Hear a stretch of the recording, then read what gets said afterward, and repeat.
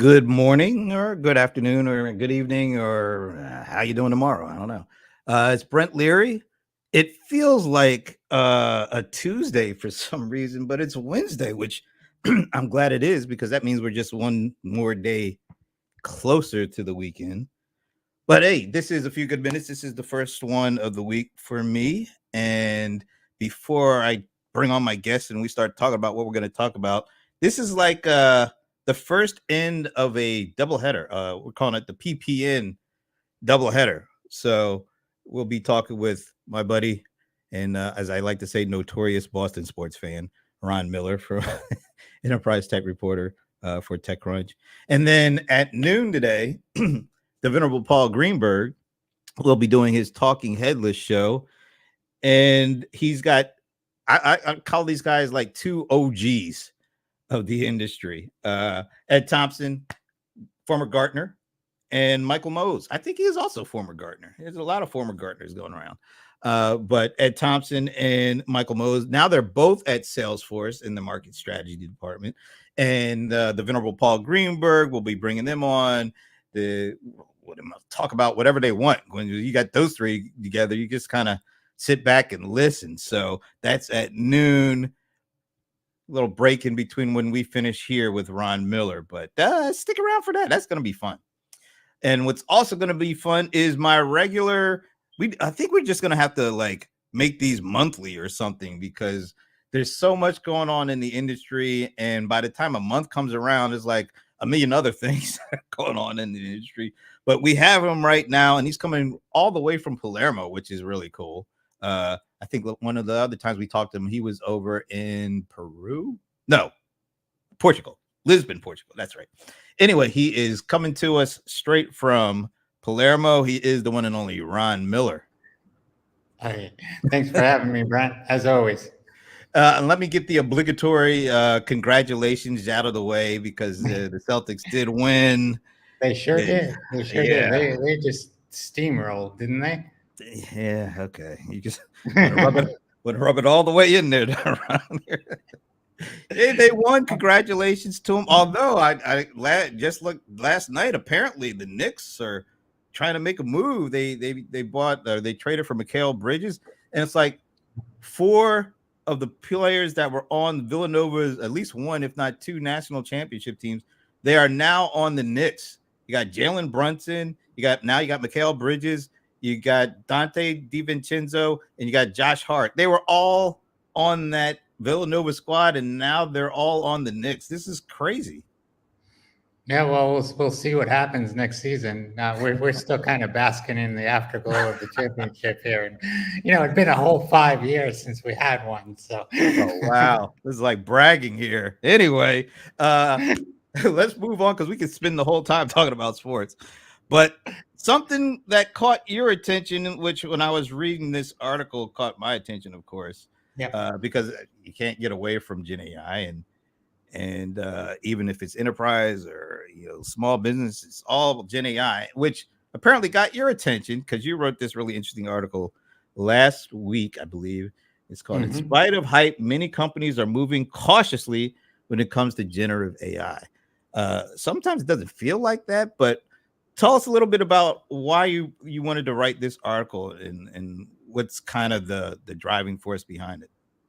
So over the last 5 months, as I've talked to people, and really this kind of started at Google Cloud Next because and it's not just Google, it's everybody.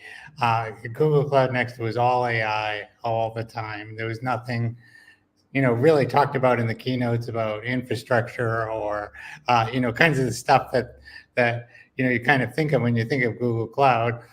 It was just all AI stuff and how to implement it, and tools that they were releasing, announcing. A lot of this stuff was announced, and again, not to pick on Google because it was just sort of where I started to think about it.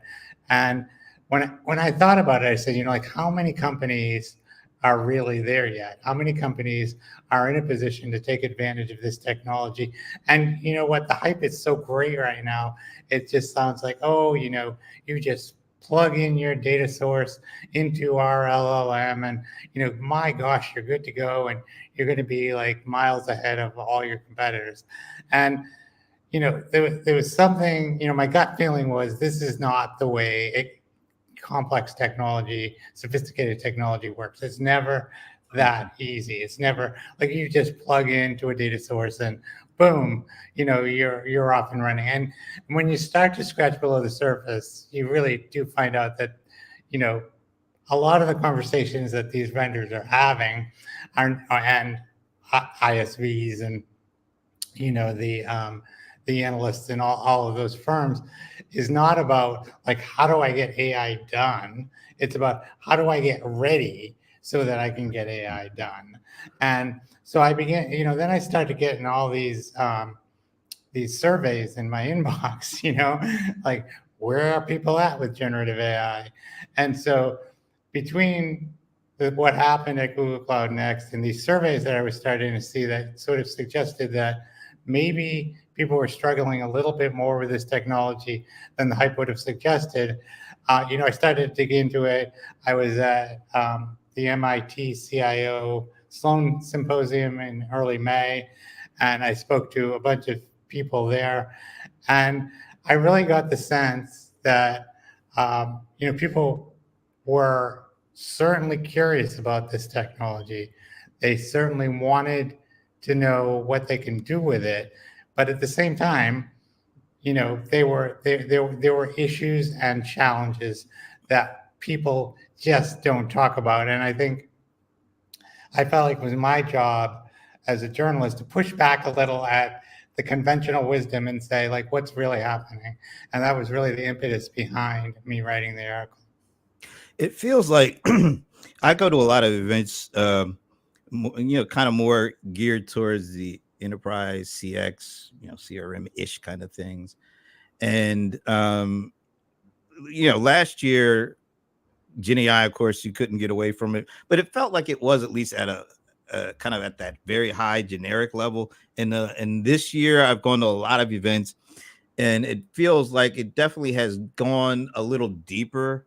Um, I would say even the focus has gone a little wider because mostly when people are talking about Gen AI, even at these enterprise kind of conferences, it seems to be mostly around content creation, kind of on a marketing side of the house, which is, it's good, it's okay, but at least I feel like this year, going to some of the events this year, it feels like the focus wasn't completely on the marketing and on how do you summarize content and how do you create images and write me a sonnet kind of stuff. Which, I mean, there's nothing wrong with that kind of stuff, but it felt like at least maybe the conversations have matured and have started looking at more meat and potato kind of use cases that span way beyond the lead generation and the content creation and the marketing to like how do we use it to actually get through some of the challenges that we've had over time. So in that regard, I feel like maybe we're a little further along, but to your point, it doesn't feel like it's actually being used yet. So And I think that's what I found, and that's what the research suggested, and that's what I was hearing from just about everybody I talked to. And there's a number of challenges here which we can discuss, but it's not easy. And I think that that's the first thing that we have to acknowledge, that this is not going to be easy to get done. And one of the big parts of AI readiness is having your data house in order, right? And if you even pull back from that, we've been talking about digital transformation for what, a decade, decade and a half, and there are still companies that are very much in the beginning stages of that.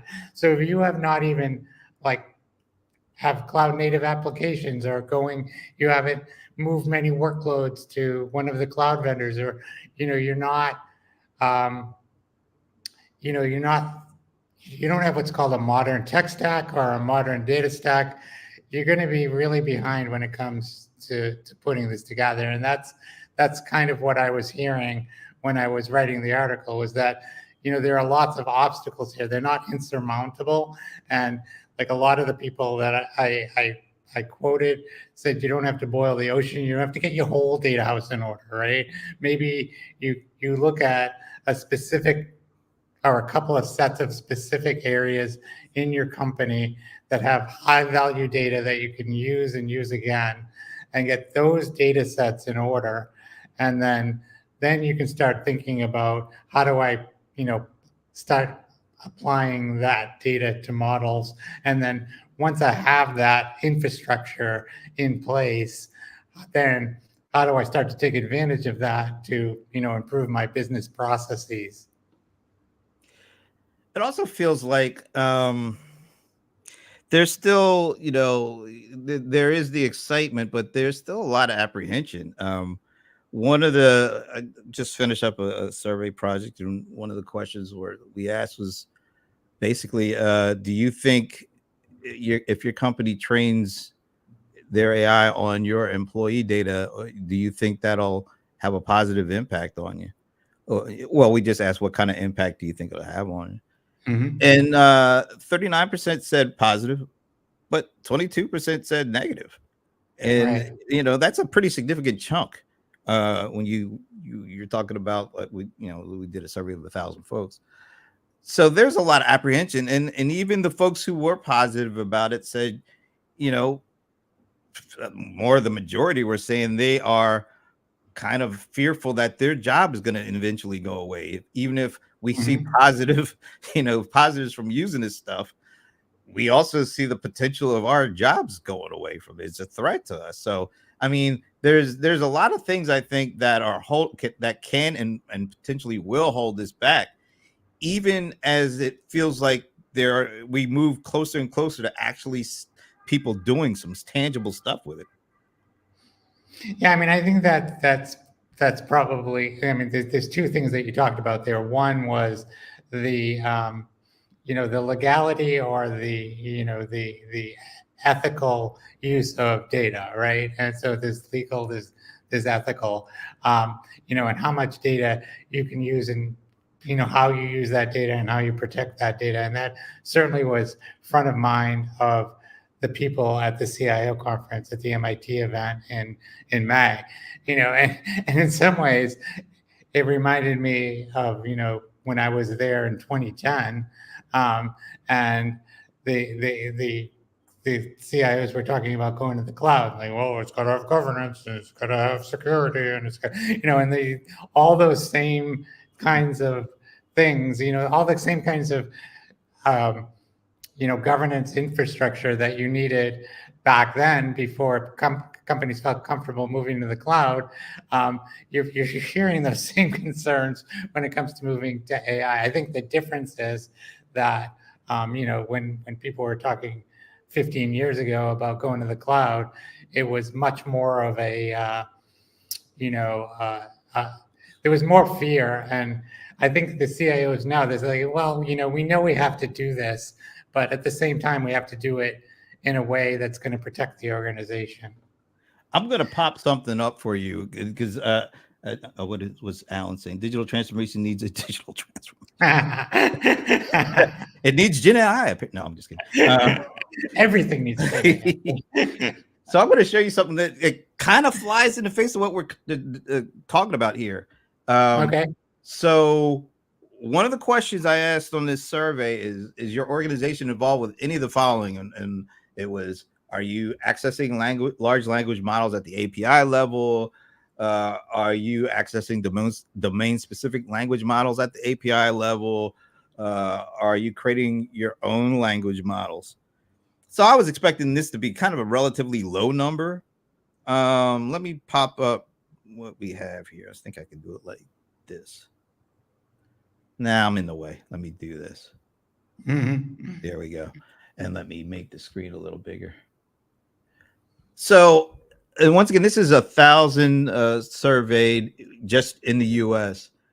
I was pretty surprised that there 37% are accessing LLMs at the API level.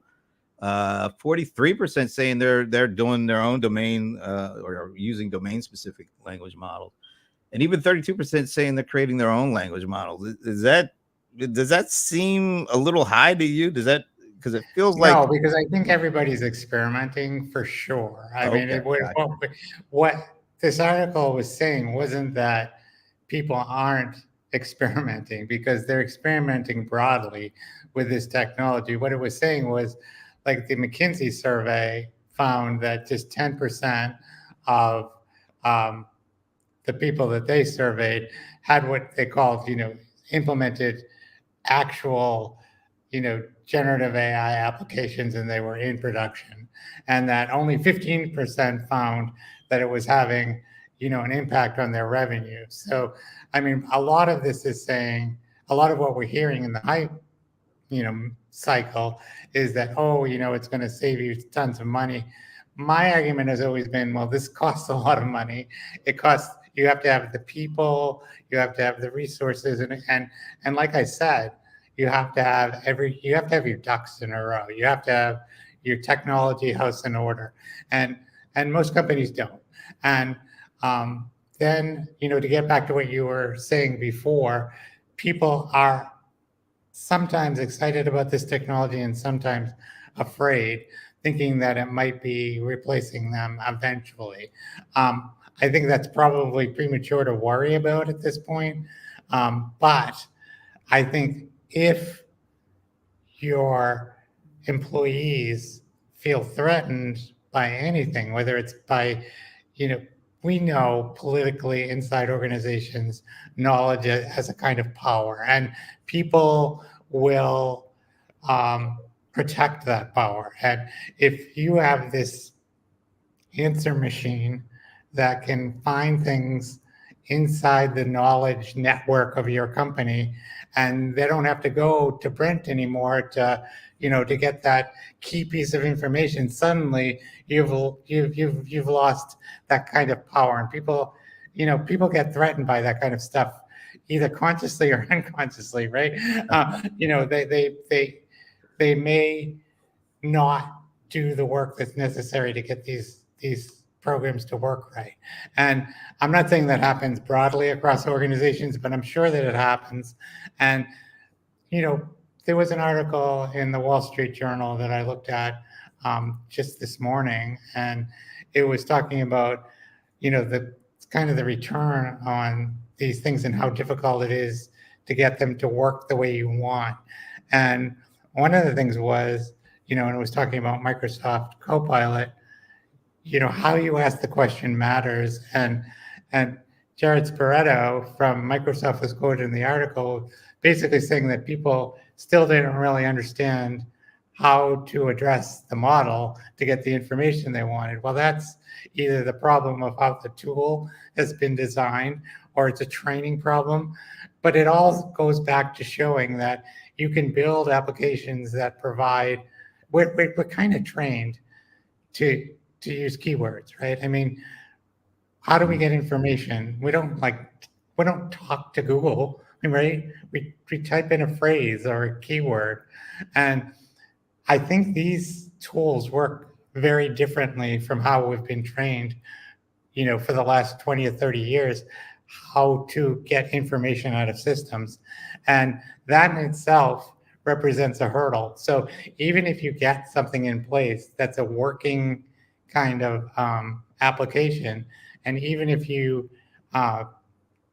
get to that point, it doesn't mean that your employees are going to be like experts on it immediately. And it's not a simple matter to use this stuff. So these are all kinds of obstacles and hurdles. They're not insurmountable. They're not, they're not deal killers. People are going to figure this out. But I think that this is not going to happen quite as quickly as people think. And people tend to overestimate how quickly things will happen and how comprehensive the change will be. And, over time, it probably will happen, just as we saw with the cloud. But it was not like an immediate change. We're still experiencing that shift. So I think it's an analogous kind of thing between the cloud and what we're seeing with AI. I want to pop this up too, because I think this is kind of interesting. Let me go full screen on this guy. Mm-hmm. So I think one of the other things that probably needs to be settled before people jump full bore in this is there may be some need for regulation. We asked a couple of questions on this, and it didn't matter whether you were like an avid user of GenAI services or afraid or disliked them completely. When we asked about legislation, is like almost three quarters were saying we need it, and it was it for this particular question around ownership rights to the Intel, or it just if you wanted to train your employee data on your employee data to train your AI. People are like, "Hey, we need regulation for pretty much all the levels of usage, because they don't trust that." I guess we're going to do right just by saying we're going to do right. I found that fascinating. What do you think in terms of, is legislation part of the reason or part of the solution to getting people feeling more comfortable with doing these things? I mean, sure. So at some point, we're going to start to see governments around the world, apply some rules to this stuff because, I mean, you did have OpenAI and other, of the large language models scraping data that, frankly doesn't belong to them. And, now they're starting to cut deals. And there's, just as an aside, I wrote about a company this morning, that just should be published by now, that is basically building a marketplace so that publishers and data owners can set up a way to buy their data, so they can cut deals, which I think is kind of a brilliant idea. And of course, you're going to start to see regulation around this because it's you can't, if you're making money off of somebody else's content, I mean, it sort of goes back to Napster, right? People were just taking music. The musicians weren't getting paid, the record companies weren't getting paid, nobody was getting paid. Right. People were just taking music, and I kind of made that analogy in this article this morning.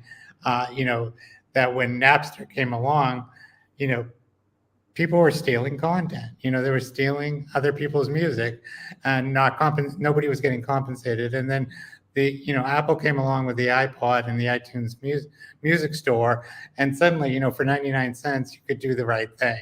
And I think that mechanisms can be put in place where intellectual property is concerned. But in terms of like other broader data protections of different data sets with different populations, sure, you're going to have to see that, and that's just part of it. I mean, there's all kinds of stuff that's going to be have to be addressed because this enters new kinds of territory. Yeah, I was just popping up a little because that open AI scraping videos from YouTube, creating the transcripts and basically training on the YouTube data, and YouTube kind of balked at it, but then Google was doing the same thing with the YouTube videos, so they had to stop balking. But they own them. I mean, But, that's the but they difference. own them. But yeah, That's their the property. So I mean, but they can do it. but it felt like, I guess it just felt like, well, this whole idea of just kind of taking content from other places and kind of processing it so you can train on it. And one of the Yeah, I really mean, of course, the owners of those videos aren't getting compensated. Google owns the platform. I should clarify. So people whose videos are being used should be compensated in some way. I mean, there's no, I don't think you can. That's an easy argument to make. that's why I popped this. This is one of the questions that we asked, and I was kind of surprised at the response.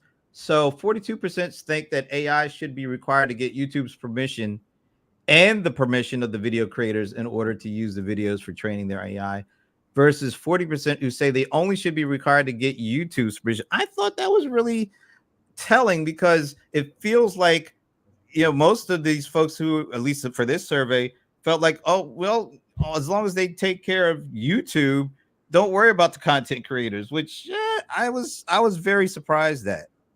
Yeah, I mean, I am too. I mean, I'm surprised at those numbers as well. 40% is relatively low when you consider we're talking about, intellectual property ownership here. Yeah.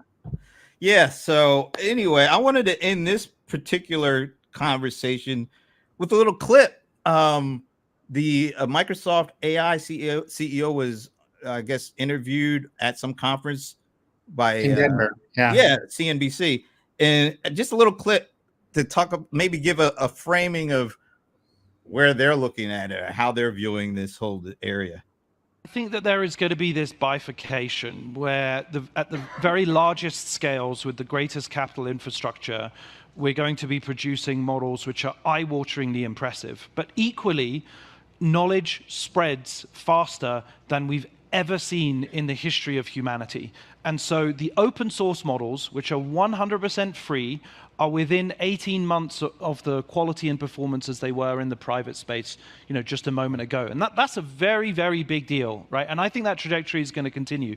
GPT-3 cost tens of millions of dollars to train and is now available free and open source. You can operate on a single phone, certainly on a laptop. GPT-4, the same story. So I think that that's going to make the raw materials necessary to be creative and entrepreneurial cheaper and more available than ever before.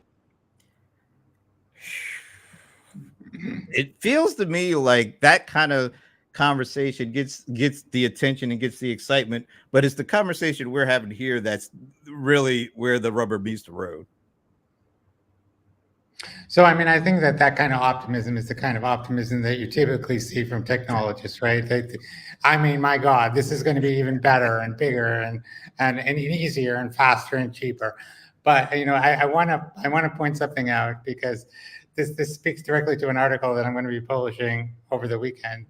I interviewed Rodney Brooks, who's one of the founders of iRobot, MIT professor emeritus, just like a real expert in robotics and AI. And he was talking about how people tend to completely overestimate what AI can do, because it can do some set of tasks particularly well, that they tend to extrapolate that into that it can do all tasks well. Right. And this idea, he specifically addressed this idea that, well, if ChatGPT-3 was this good, and GPT-3 to GPT-4 was like this marked improvement, imagine what 5, 6, and 7 are going to be. My God, But he uses the analogy going back to the iPod. He said, the original iPod was like 10 gigabytes, right? And then for a number of years, the size doubled.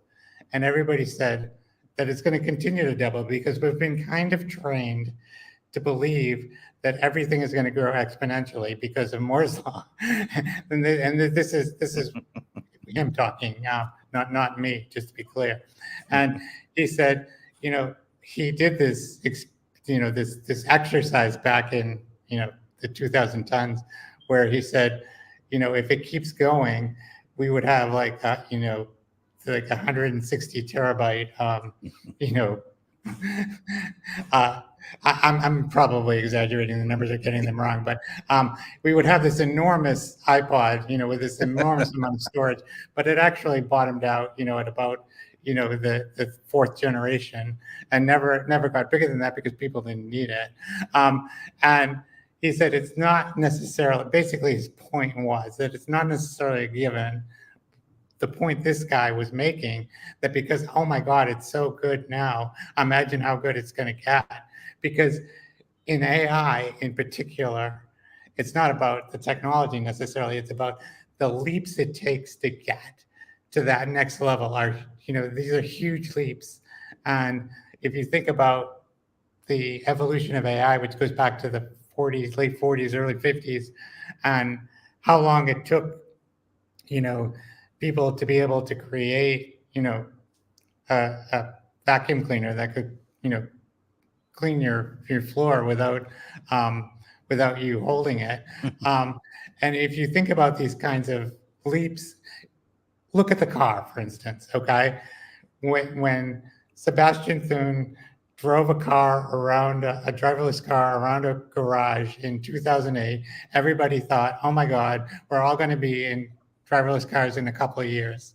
Well, it's 2024, and almost none of us are in driverless cars, which is not to say that the technology hasn't advanced, but it hits walls that, sure, you can drive it around a fixed location like a parking garage, but when you get out on a road with obstacles and people, I tried driving in Italy, um, you, you face a whole different set of challenges.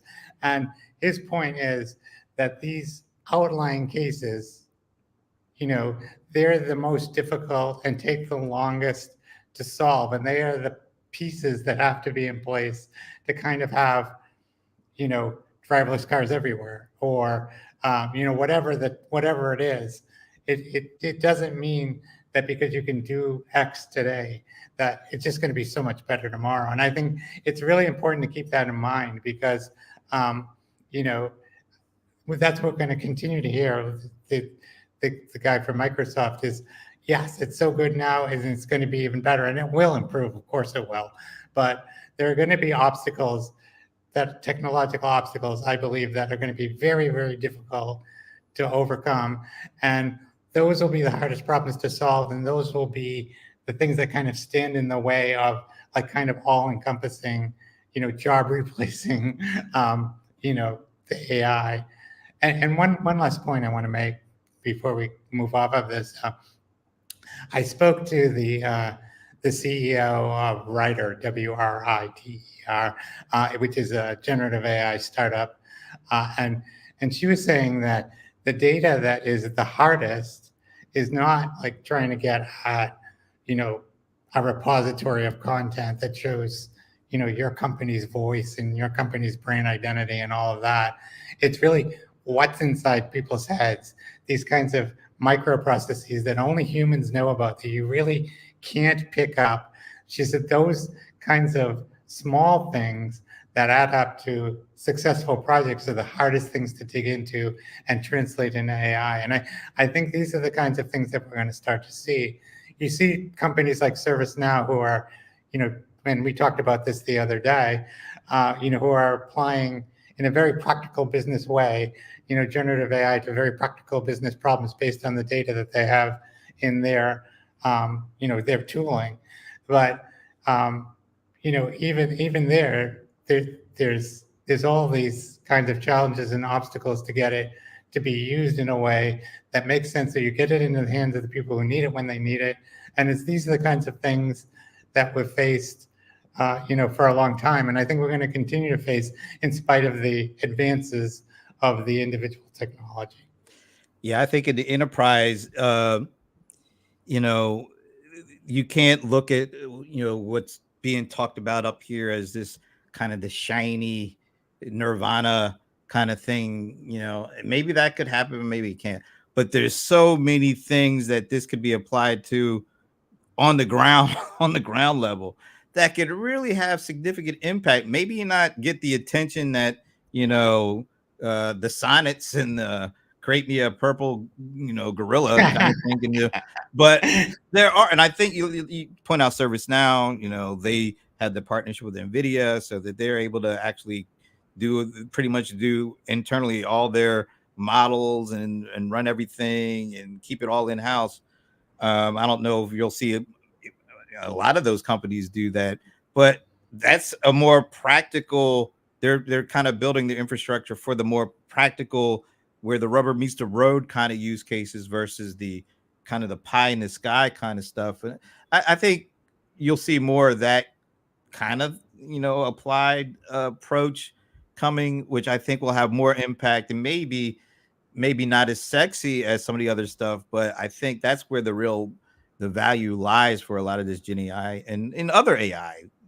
Yeah, I mean, absolutely. And I think one of the things that Rodney Brooks said to me, just to kind of wrap this up, was that you've got to solve solvable problems. You can't go for these you have to solve things that are in a kind of confined way, with guardrails that you can get some return on investment, you can get some practical results. And if you don't do that, then it's like it's no good to anybody in business. Yeah. Yeah. Well, all right. So we beat that on up pretty good, but All right. love that conversation. But let's go to another one. This is one of these that it just doesn't seem to want to go away. This whole Right. area, this has been kind of months ago. We started hearing about particularly Google or Alphabet or whatever you want to call them. Seem to be showing a lot of interest in wanting to buy HubSpot, and then it would kind of ebb, and then it would kind of flow, and then it ebb and then flow, and then you would thought you didn't hear anything, and then it comes back, and now like this is something that we saw last week. So it's not just Alphabet that was interested. Apparently, Amazon has showed interest, and then this article says there's a third potential bidder. So what do you think? Good for them. They're going to get a good price if that's true. Yeah. So what do you think? Do you think HubSpot is actually gonna be acquired by somebody? I mean, it sure looks that way, right? And I wrote a little blurb on LinkedIn on Friday after we talked, messaged each other about this, and I said, this is so hard to believe that there's not a fire, right? I mean, you have to believe that there are talks going on, because I went back and I looked at an article I wrote about this, and it goes back to April. So now we're at the end of June, and this rumor is still there. So it sort of suggests that sure, somebody's got to be talking to them, and at some point that may or may not result in a sale. But it seems to have had a positive impact on their stock price. Yeah. But so let's talk about that for a second. I mean, HubSpot's a good little company, right? It's a Boston company. It made over 600 million last report. So that's like a $2.4 billion more run rate. It's a good income for a company like that. And but they have a $30 billion market cap, which might surprise some people, right? Yeah. It surprised me at the time when I looked at it in April.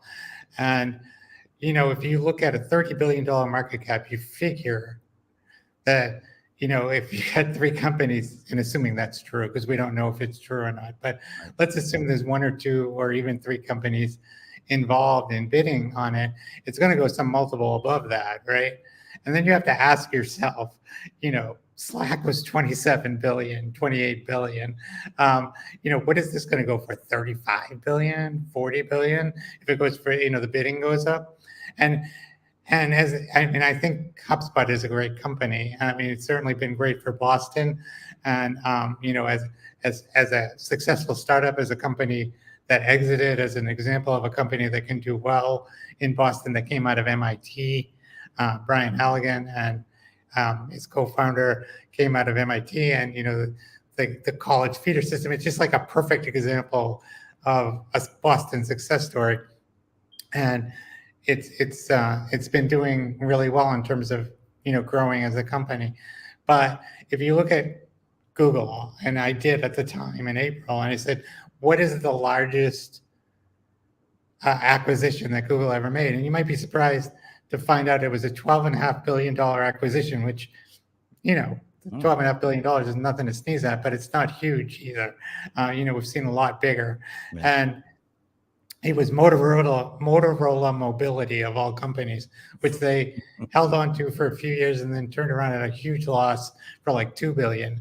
So it was the most money they ever spent was a bad buy, right? So, you would think, given that track record, like looking at a company that has a market cap of 30 billion doesn't really fit into the way that Google has made acquisitions in the past.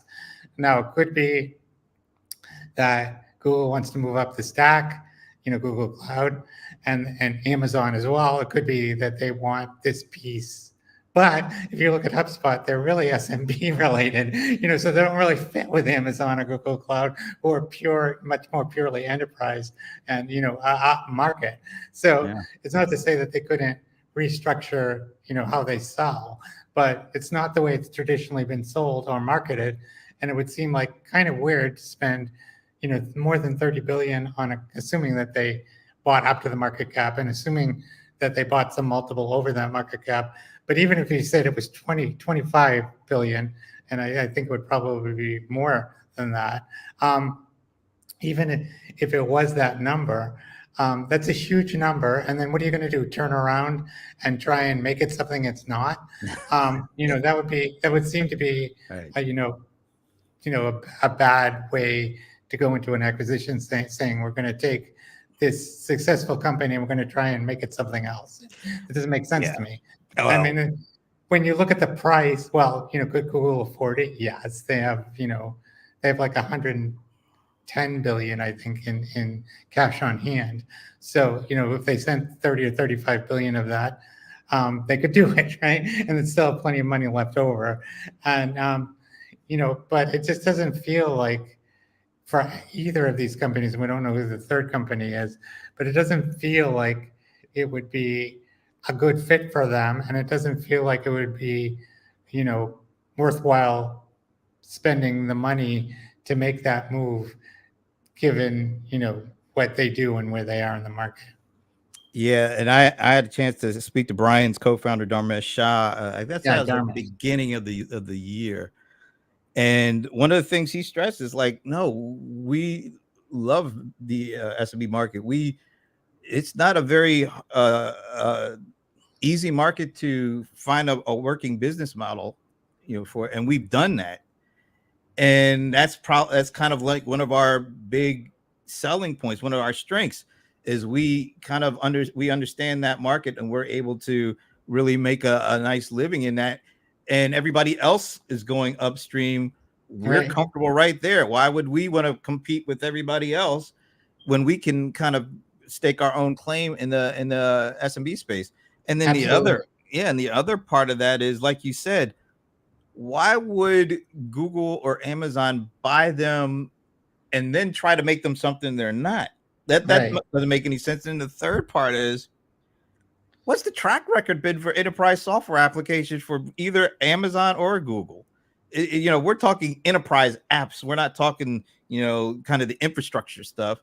And I know Thomas Kurian is at Google, but he was at Oracle before that. And of course, he had a big deal to do with all the acquisitions they did for applications. But those are kind of enterprise. Big companies. They were all enterprise applications for sure. So it doesn't feel like that either one of those would be the best fit, and that's why this kind of consistent drumbeat for this is kind of perplexing to a certain extent. Oh, it absolutely is, and like I said, when you throw the market cap into it, like I said, even if you went a little off the market cap, but chances are you're going to go a little above the market cap, and then you're talking, some pretty significant investment there to bring them into the fold, and with no guarantee that that's and $2 billion or $2.5 billion in revenue is a good amount of revenue, but it's going to take a while to get an ROI on that for sure. Yeah, I just don't know. It doesn't feel like either one of those two named companies that were named in that article, at least, it just doesn't seem like a very good fit for the kind of money you're going to have to pay to get it. But we'll see. Maybe that third company is somebody who will end up winning. It'll be interesting to find out. Like I said, we've been hearing about it enough that it would suggest that there's some truth to it, but it doesn't necessarily pass the sniff test. It doesn't feel right. Yeah, well, what feels right is having these kind of conversations with Ron, and we got to do it. Maybe we try to figure out like one a month, because there's so many things that pop up in the course of 30 days. It's like, we could spend forever unless we want to talk about sports, which would then completely sideline. We could just do a podcast on sports. All right. Well, I'll let you get back to Palermo, and just imagine if they had self-driving cars in Palermo there. Would that be a better? It might be better. Awesome. Well, you enjoy the rest of your time there. Thanks again for making time to do this. And at noon, remember, Talking Headless with the venerable Paul Greenberg, with Ed Thompson and Michael Mose. That's gonna be a good one. Lots It should be a good one. Lots of venerableness for that one. But in the All right. meantime, we'll see you later. Thanks again. All right. Thanks.